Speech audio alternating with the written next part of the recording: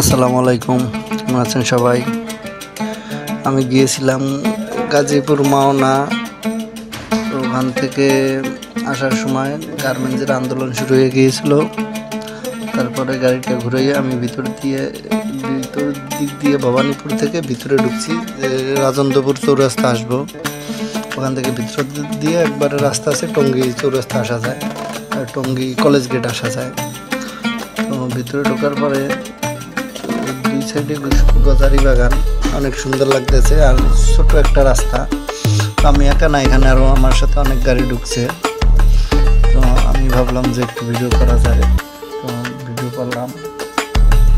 যে এরকম পরিবেশে থাকা বা গাড়ি চালানো অনেক ভালো লাগতেছে। দুই সাইড দিয়ে শুধু গজারি বাগান, মাঝখান দিয়ে ছোট একটা রাস্তা। কোনো গাড়ি সাইড দিতে হইলে একবারে স্লো করে কাঁচায় নামাইয়া সাইড দিতে হয়, রাস্তা বেশি বড় না। আমরা একসাথে 5টা গাড়ি আছি, আমার সামনে আছে 2-3টা, পিছনেও 2-3টে আছে। তো আমি মাঝখানে। সবাই আর কি ওই জ্যামের জন্য, ওই যে গার্মেন্টসের আন্দোলন চলে, এই কারণে ভিতরে ঢুকছে। ভিতরের রাস্তা মোটামুটি খারাপ না, ভালোই। আমি এখান থেকে সোজা রাজেন্দ্রপুর বেরোবো, আর রাজেন্দ্রপুর বেরোইয়া কিছু গাড়ি ডাইনে চলে গেছে।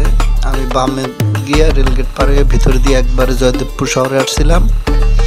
তারপর ওখান থেকে আমি ভিতর দিয়ে এই রাস্তা আছে, আমার আর মেন রোডে উঠা লাগে নাই, আমি একবারে টঙ্গী এসে উঠছি, তারপরে ঢাকা চলে এসেছি। ভিতরে মেন রোডে উঠি নাই, যে যদি আবার অন্য কোথাও আন্দোলন হয়, গার্মেন্টসের আন্দোলন, যেহেতু এই রোডে প্রচুর গার্মেন্টস আন্দোলন, যে কোনো জায়গায় হতে পারে, এই কারণে আর আমি মেন রোডে উঠেই নেই।